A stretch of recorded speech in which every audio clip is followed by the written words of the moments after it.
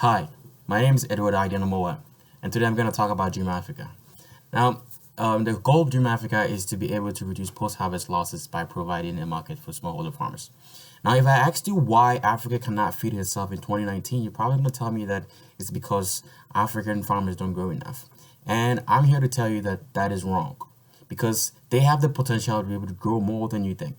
But why do they not grow enough?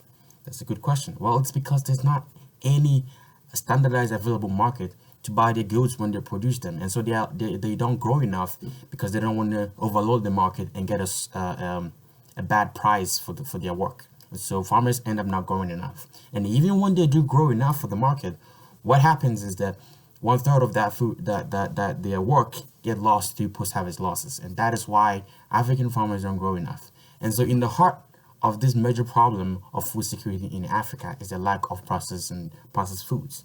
And so the goal of Dream Africa is to build up this strategy where we process foods and provide local standardized market for smallholder farmers, that they can always know that there is always going to be a market to buy their produce. And even when it comes to a country as big as America, that's what they have.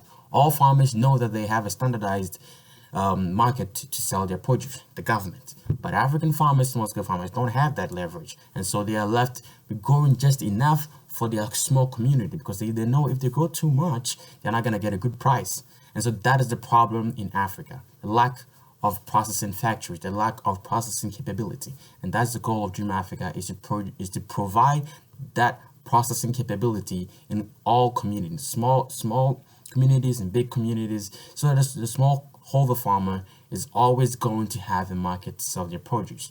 And not just that, produce that are processed are easy to transport, easy to store, and they have a longer shelf life, so that we can reduce post-harvest losses. Because most of the food that we lose in Africa today as a result of transportation, because they're not processed, we transport unprocessed goods, we put unprocessed goods in the market, and they end up getting destroyed. But when we process our food before we put them in the market, they're going to have a long shelf life and they're not going to get destroyed. Thank you.